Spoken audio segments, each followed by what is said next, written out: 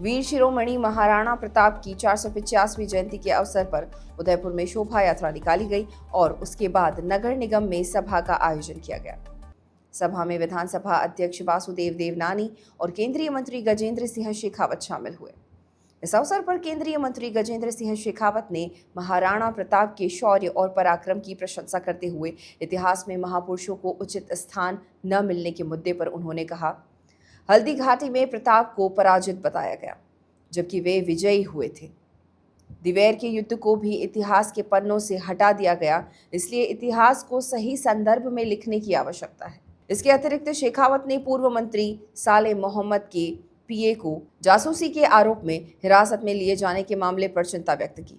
उन्होंने कहा, यह एक गंभीर चिंता का विषय है। इस मामले में गहन जांच होनी चाहिए और दोषियों को उनके कृत्यों के लिए दंडित किया जाना चाहिए। मुगलकालीन भारत में और उसके बाद अंग्रेजों के समय में अपने उद्देश्य की तरह से लिखा गया, अपनी अपेक्षाओं के अनुरूप अपने महिमा मंडन करने के लिए लिखा गया था। इतिहास में अनेक ऐसे चरित्र हुए जिनके साथ में उस समय के इतिहास लेखकों ने सह आशय न्याय नहीं किया या अन्याय किया है।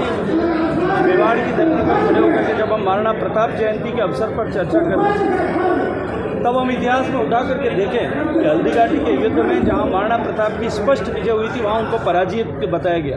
दिवेर का युद्ध जिसमें बहुत संख्या के अनुपात में बहुत फर्क होने के बाद में भी मेवाड़ के योद्धाओं के पराक्रम के सामने अकबर की सेना, मुगल सेना भाग छूटी थी, उसका कत्लेआम हुआ था, उसको इतिहास के पन्नों से मिटा दिया गया। निश्चित रूप से एक रिस्पॉन्सिबल सोसाइटी की तरह हम सबको अपने इतिहास को पुनर्लेखन करने की आवश्यकता है और सही संदर्भों में लिखने की आवश्यकता है, ताकि हम एक तरफ इतिहास पुरुषों के साथ में न्याय कर सकें और दूसरी तरफ आने वाली पीढ़ियां उस इतिहास से प्रेरणा लेकर के और जो है भारत को विकसित भारत बनाने और विश्व का सबसे समर्थ देश बनाने की दिशा में आगे बढ़ें।